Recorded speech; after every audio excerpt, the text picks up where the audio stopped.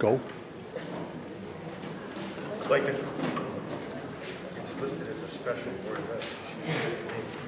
Congratulations, welcome back. I'd like to call to order the special meeting of the Board of Education public hearing for Monday, March 23rd. Roll call, please.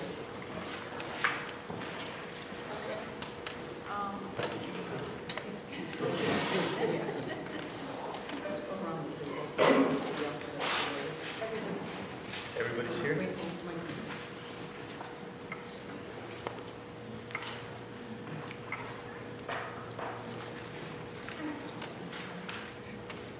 Capabianca? Here. Mrs. Bowman here. Mr. Hinman? Here. Mr. Kisco? Here. Mr. Knight? Here. Mr. Nergy? Present. Ms. Richardson? Here. Mr. Lemoyne? Here. Mr. Traub? Here. Mayor Carbone? Mr. Campbell? Here. Mrs. Blanco? Here. Mr. Potter? Yes. And you? I'm here. I'm here. Mrs. Lebowski? I think so. Mr. Becerra? Present. What about Ms. Air? Thank you.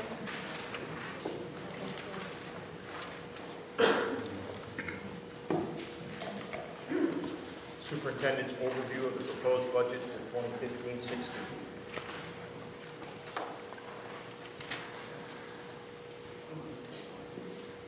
That's what it says. I'm just reading.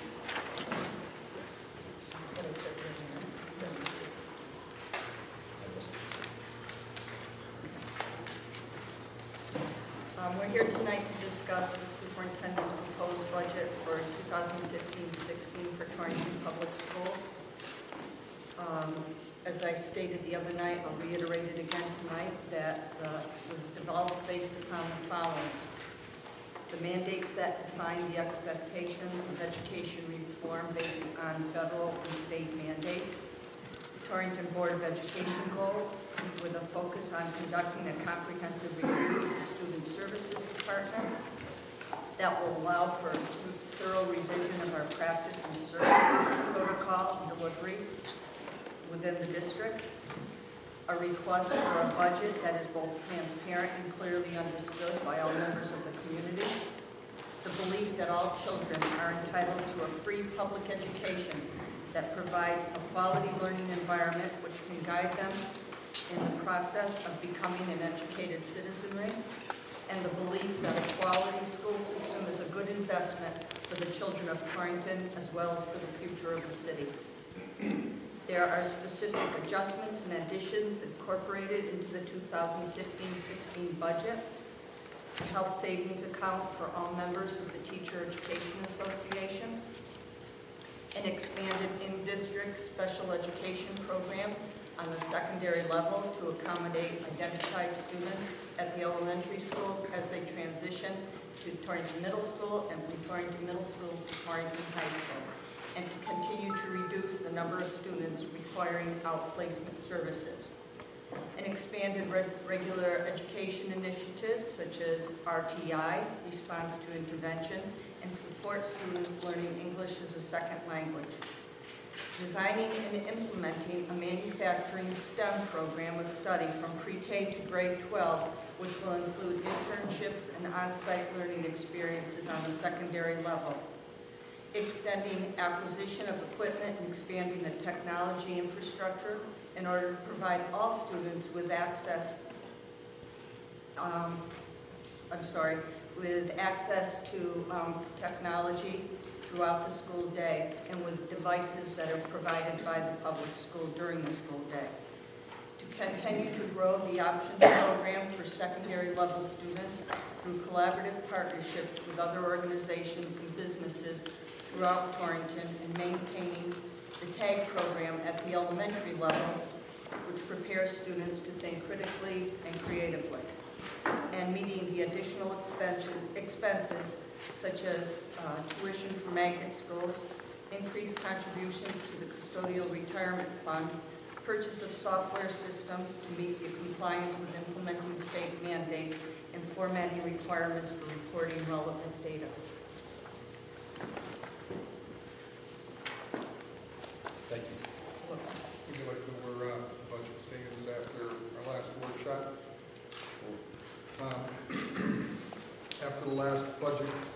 meeting, committee meeting, and board meeting to discuss the budget. We had started out at $73,576,125. After the cuts that were made the other night, which amounted to $40,853, we went from 6.03% to 6%. Currently, we're at $73,535,272 for the 15-16 operating budget.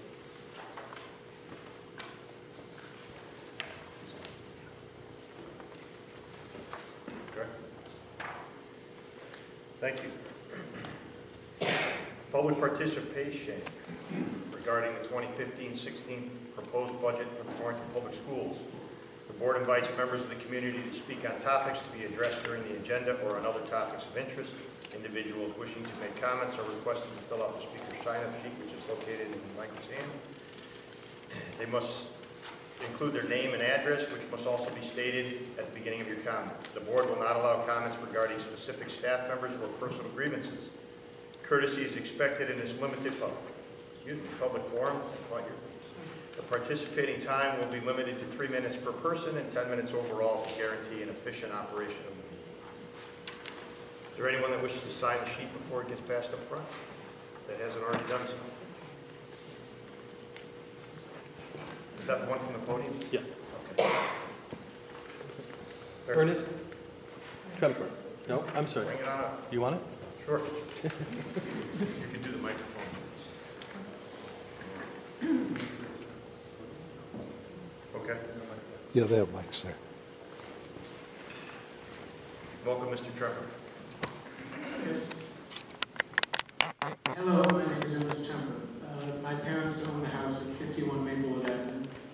I'm here on behalf of the students of CAFTA, or Connecticut Academy for the Arts, a program which exists to provide students with resources in which they might explore their own creativity.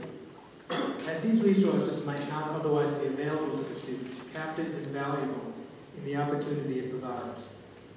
I've been in love with film for as long as I can remember, but circumstances have prevented me from getting any closer to the actual tools of filming than a novelty video camera. What I have received and continue to receive from CAFTA is not only an education in the practical specifics of cinema, but also the chance to apply my newfound knowledge. What CAFTA offers is an incredibly enlightening and enjoyable hands-on learning experience outside of a traditional classroom. And I can only feel sorry for any young person in the future who has an interest or a passion of this sort, but does not have access to an opportunity like CAFTA. So I strongly suggest that we keep CAFTA on the budget. Thank you, ladies and gentlemen, for your time. Thank you.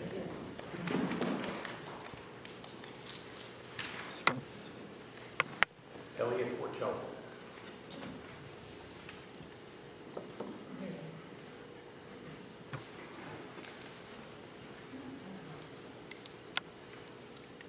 Hello, my name is Elliot Porcello, and I'm 215 Huntington Avenue. I'm also with CAP program, and I really want to say that it's a really nice program. It's the environment that it gives, and the people that are around there. You can't find it like no other, and it's true that it's really going to be hard, that you're not going to find the material that you're going to have. Well, right. You're going to find a lot of things out in the world. You ain't going to find, you're not going to make movies, you're not going to make films as easy as you're going to make it in CAFTA. And it's more easier to exploit your creativity in that environment. And it makes a lot of things more possible. That's all. Thank you. Thank you.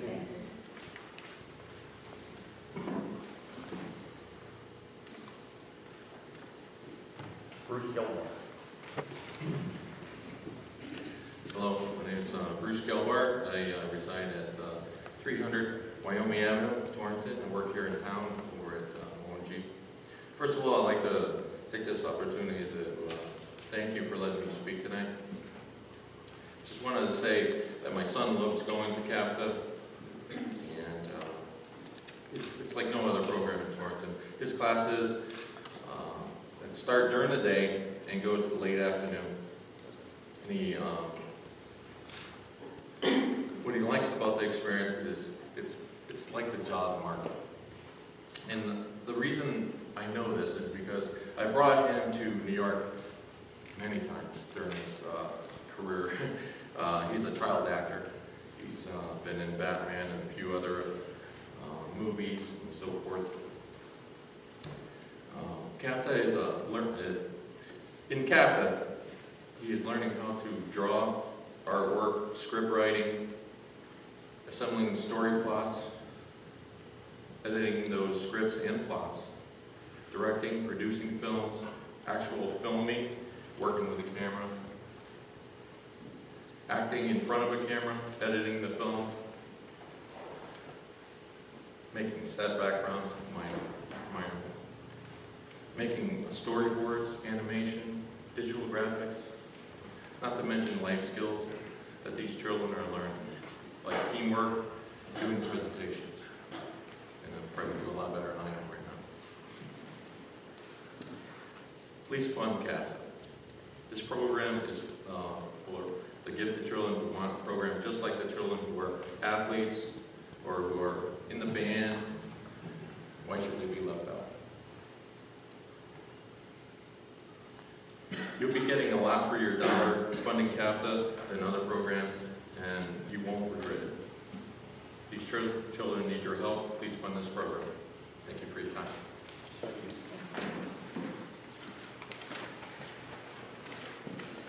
Jason Lafayette.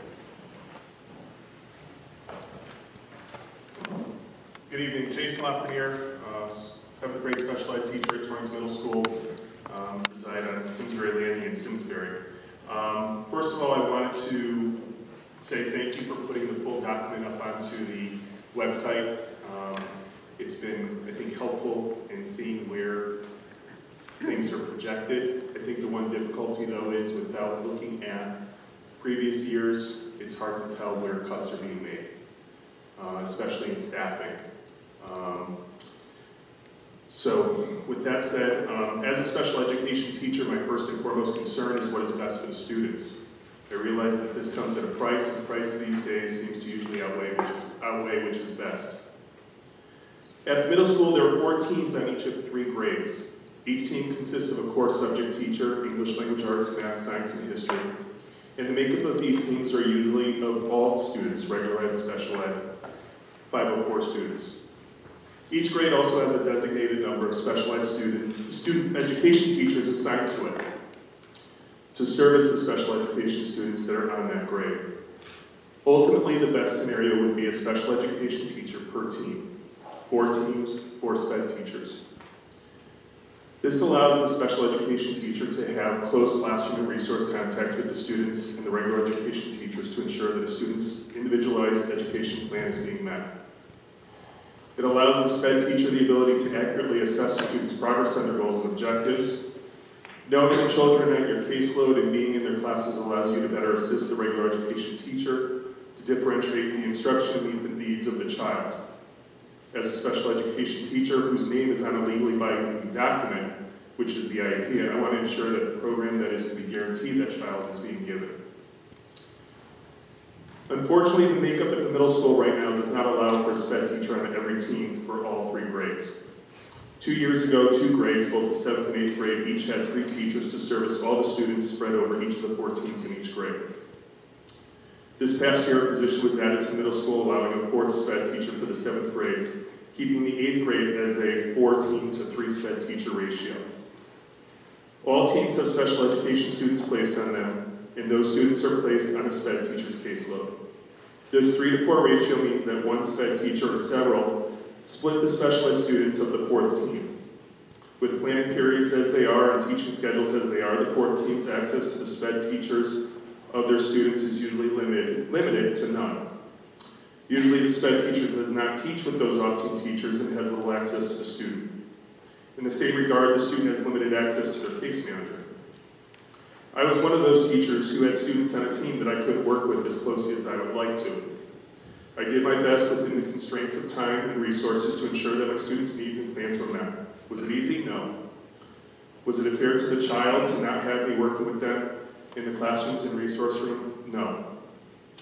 Based on the budget as it appears now and the math that I've done from trying to figure out the line items, it doesn't seem as though the middle school will be gaining another SPED teacher for one of the grades. I know that there's talk about the other programs within the building, but we're still going to have a 3 to 4 ratio for each of the 3 grades. I question the ability to ensure that a student's program is being legally met and that the absolute best practice is being given to these students. Are we doing everything we can to ensure that every child is afforded the best education possible? I question that with this ratio. Will I do my best to make sure my students' programs are met? Absolutely. Will my co-workers? Absolutely. Regardless of the ratio, we will do our due diligence to provide the students with the absolute appropriate programs and services that they are legally required. I ask the Board of Ed and the administration to consider helping those students receive the services they are entitled by making sure there's a special ed teacher for every team. My last question is, are the CIAT positions cut and is that money slated to go elsewhere or is it out of the budget completely? Thank you.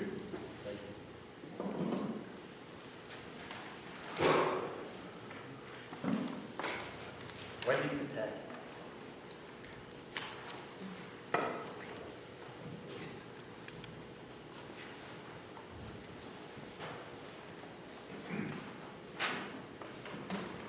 Hi, my name is Wendy Pataki. I'm at 94 Deercrest Drive in Torrington. I will to start with thanking you for putting up the information. It made it a lot easier for me to pose the questions that I have for you today. And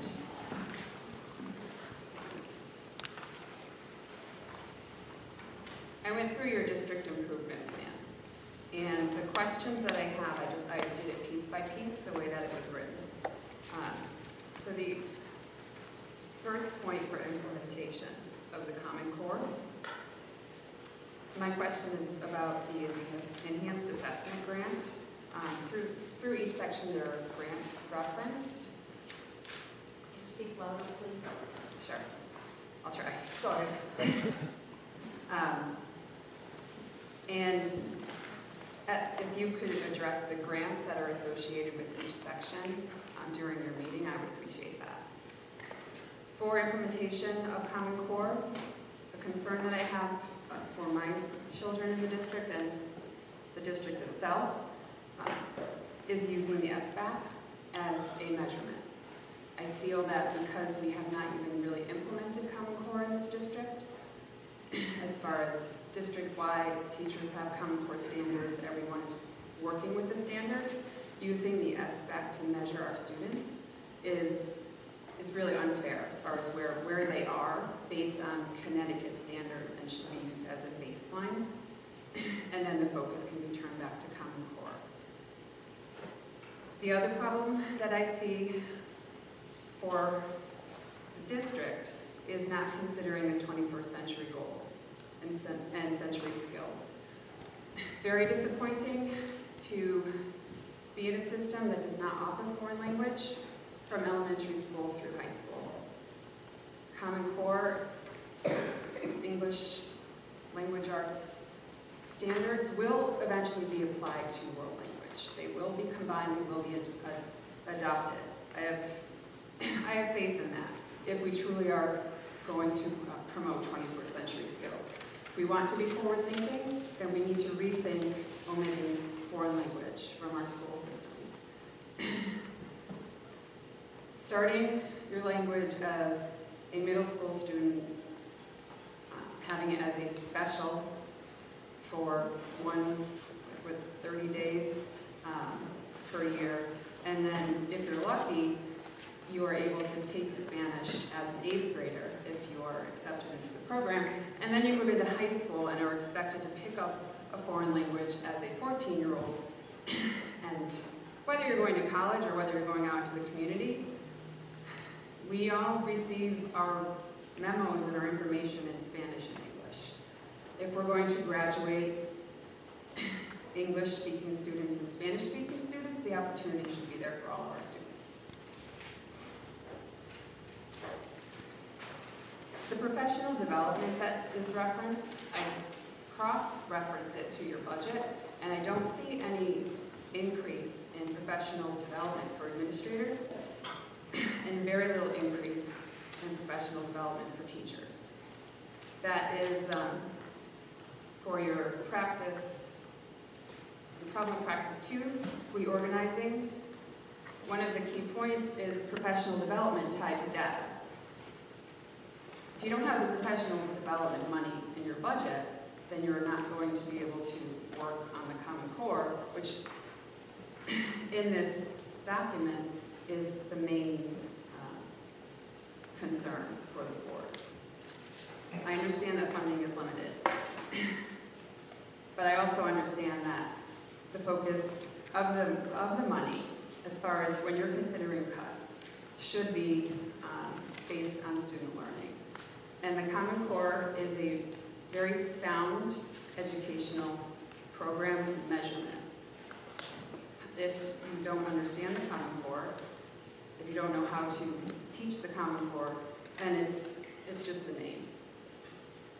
So, and when you're going through again, if you could consider keeping money in the budget or finding money in the budget to allow for professional development for the administrators and teachers. Grants that were referenced, I know there's a Title I and a Title II grant, and there's technology grants as well.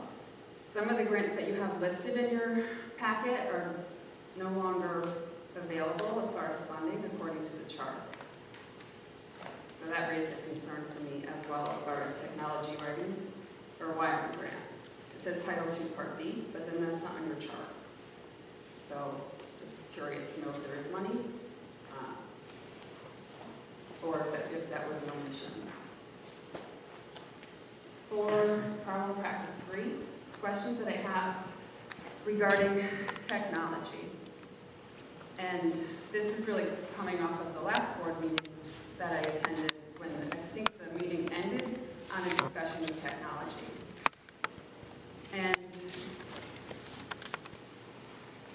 my concern with this topic is that the conversations that I hear, technology considers to be spoken of as an option. And it is not an option when our state standards have technology embedded. I quickly went through the standards and pulled out grade 3 literacy writing, and it's in 3.6 references keyboarding skills. Grade 6 through 8, literacy and writing 6.2. Again, multimedia 6.6, literacy and writing. Grade 9 through 10, literacy standards 10.6, 10.8, use technology. You cannot propose an improvement plan founded in Common Core without recognizing that technology is no longer an option. You cannot cut technology if you're going to have a successful program. I did have questions about community schools. If you could address that at some point. I couldn't distinguish between the idea of community school. Is it a part of the overall system, or is this something that is separate? Are you going to be operating a separate curriculum? Is this after-school program part of more community outreach, or is this now being embedded into our K-12 district program? It was just a little confusing for me. That's it. Again, just if you could address the grants in terms of, are they still there, the ones that aren't listed in the chart? 21st century skills, please consider world language instead of continuing to cut, rebuild the program. Professional development for teachers and administrators. You can't unpack your curriculum once a week for a school year. You need to have money in your budget for professional development that will take them through the summer as well, if you want to truly build upon a strong program. Thank you for your time. Thank you.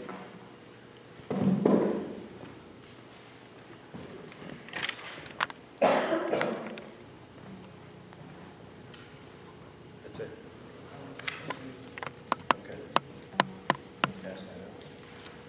you want to ask if anyone else?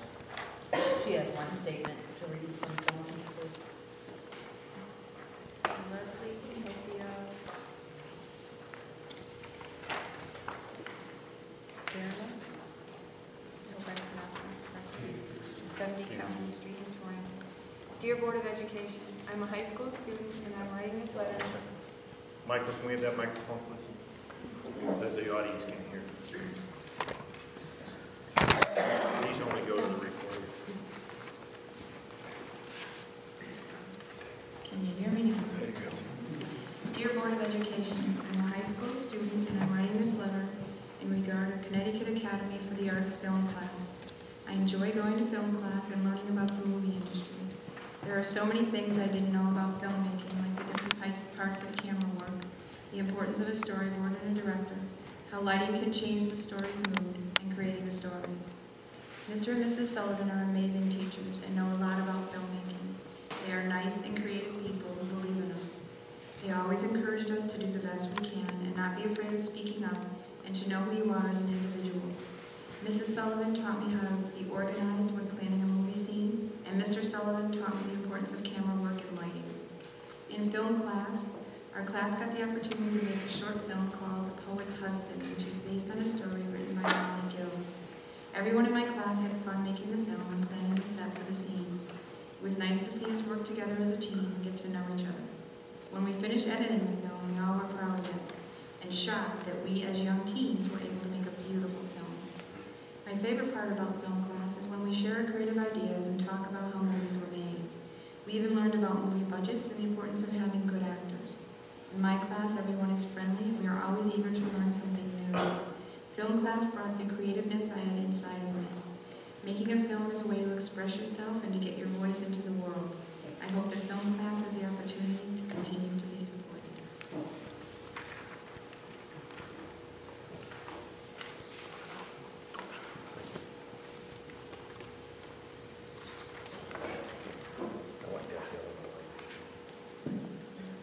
Is there anyone else that wants to, that arrived after we collected the list, that wants to comment?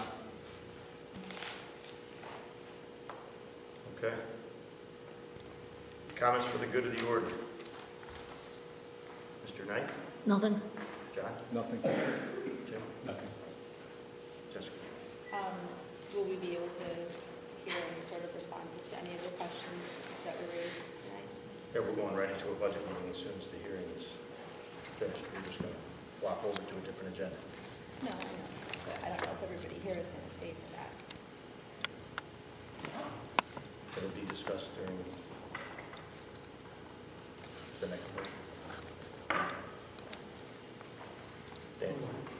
Jeremy? Good? No? Andrew? I can ask now or I can just wait until later. Pertaining to the high school and whether or not we can go to a block schedule for the upcoming year. And I know we've discussed it somewhat during the year, and then we've also had a discussion of the concept of trying to get more credits going forward. And I can get the financial implications of doing a block schedule for this upcoming year. It may make sense for us to put it all together and see if economically it's good for the district sooner than later, and then it would also satisfy some of the needs of getting more credits for students. Thank you. Okay, motion to adjourn the first part of this meeting. So moved. Mr. Knight, second. Second. Jeremy. Discussion? All those in favor? Aye. Unanimous. So now it's not my meeting. Now it's We actually can't start. Yeah, it starts at 7 o'clock. We ran half an hour